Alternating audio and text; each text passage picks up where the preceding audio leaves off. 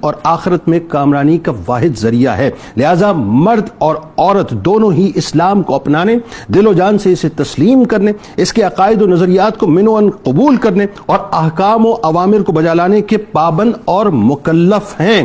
آج خواتین کے خلاف تشدد کے خاتمے کا عالمی دن ہے۔ ناظرین، دنیا بھر میں عورتوں کی مظلومیت پہ ظاہر آج بات ہوگی، بیانات ہوں گے، تقاریر ہوں گی، خواتین کے نام کو استعمال کر کے اپنے ایجنڈے بھی سیٹ کیے جائیں گے۔ لہذا پہلے تو اس بات کو ذہن نشین کر لیجئے کہ اسلام سے قبل یہودیت اور عیسائیت کے پیروکاروں نے عورت کو سرچشمہ گناہ، آلہ شیطان اور باب معصیت قرار دیا۔ کہیں عورت کو روح کے بغیر وجود محض تصور کیا جاتا، اور دور کیوں جاتے ہیں صاحب؟ یہ کوئی 200 سال قبل کی تاریخ لے لیجئے کہ اسے چڑیل قرار دے کر باقاعدہ اسے زندہ جلا دیا جاتا تھا۔ یعنی ہندو دھرم ہو یا عرب کا معاشرہ، ہر جگہ عورت کا استحصال ہو رہا تھا۔ یونان میں، مصر میں، عراق میں، ہند میں، چین میں، عرب میں، غرض ہر قوم، ہر خطے میں کوئی ایسی جگہ نہیں تھی جہاں عورت پر ظلم کے پہاڑ نہ توڑے جاتے ہوں۔ لوگ اسے اپنی جنسی تسکین اور عیش و عشرت کی غرض سے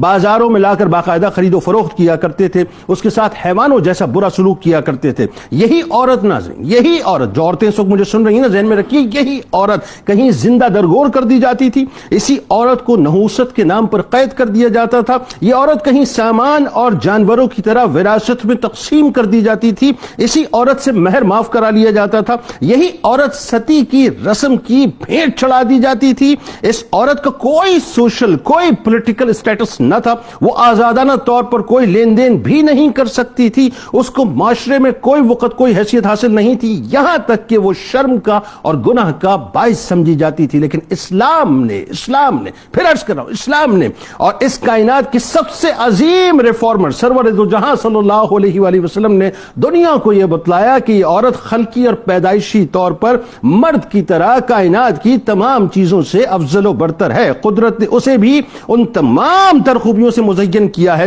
جس کی بنا پر وہ ہر مخلوق پر ممتاز، کائنات کی مخدوم اور قدرت کا شاہکار ہونے میں مرد کے برابر شریک سمجھی جاتی ہے۔ اسے بھی قوت گویائی عطا کی گئی ہے، عقل و خرد سے نوازا گیا ہے، کرامت و شرافت کا تاج اس کے بھی سر پر سجایا گیا ہے، پاکیزہ چیزیں اس کی غذا قرار پائی ہیں، تخلیق کی بہترین سانچے میں ڈھال کر اسے سر بلند کر کے چلنا سکھایا گیا ہے۔ پھر نسل انسانی کے تسلسل میں اسے بنیادی اہمیت حاصل ہے۔ یہ کتنا بڑا تاج ہے عورت کے سر پہ کہ عورت ہی وہ ذات ہے جس کے بدن سے انبیاء کرام علیہ السلام نے جنم لیا، جس کی گود سے صحابہ کرام رضوان اللہ تعالی علیہم اجمعین اور اولیاء کرام نے آنکھیں کھولی۔ تاریخ اسلام کا، ناظرین، اگر جائزہ لیا جائے تو یہ بات روز روشن کی طرح میں مکمل طور پر واضح نظر آتی ہے کہ اسلام کی ترویج میں اور اسلامی معاشرے کی تشکیل میں جتنی جد و جہد مردوں نے کی ہے، اتنی ہی جد و جہد خواتین نے بھی کی ہے۔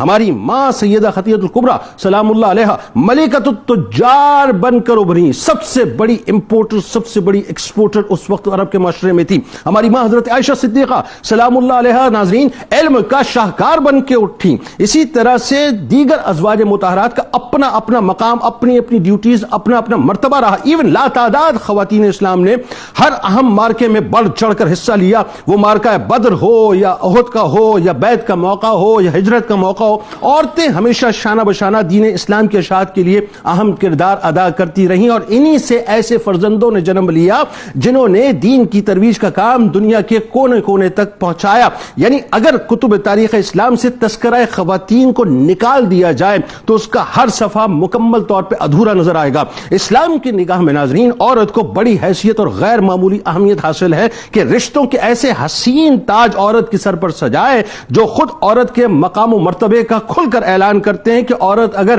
ماں ہے تو حکم دیا کہ ماں کی خدمت کو لازم پکڑو، کیونکہ جنت ماں کے قدموں کے نیچے ہے۔ یعنی ایک مرد کی جنت عورت کے قدموں تلے رکھ دی گئی۔ عورت اگر بیٹی ہے تو جسے بیٹیوں کے ذریعے اس کی پرورش و پرداخت کے تعلق سے آزمائش میں ڈالا گیا اور اس نے صبر کر لیا اور انہیں اپنی حیثیت کے موافق کھلایا، پلایا، پہنایا، تو یہ چیز اس کے لیے جہنم میں پہاڑ بن جائے گی، اور یہی بیٹی یعنی یوں کہہ لیجئے کہ مرد کے لیے جنت کا گیٹ پاس بن جائے گی، اور یہی عورت اگر بیوی ہے تو نیک بیوی بہترین سامان دنیا ہے، نیک بیوی سعادت مندی کی علامت ہے۔ غرض عورت کو اللہ تبارک و تعالیٰ نے اور میرے آپ کے آقا و مولا صلی اللہ علیہ وآلہ وسلم نے وہ مقام اور مرتبہ دیا ہے جس کا ہم تصور بھی نہیں کر سکتے۔ پرابلم کیا ہے؟ پرابلم یہ ہے صاحب کہ اس کی امپلیکیشن صحیح طور سے نہیں ہو رہی۔ اس لیے میں کہتا ہوں صاحب کہ لبرلز کو ضرورت ہے کہ وہ شاید ان کو کسی مدرسے میں اگر صحیح طور سے داخلہ دلا دیا جائے تو ان کی سمجھ آئے گی بات کہ اسلام نے ہی اصل میں عورت کو مقام دیا ہے، باقی کسی مذہب کسی تہذیب نے نہیں دیا۔ آغاز کرتے ہیں۔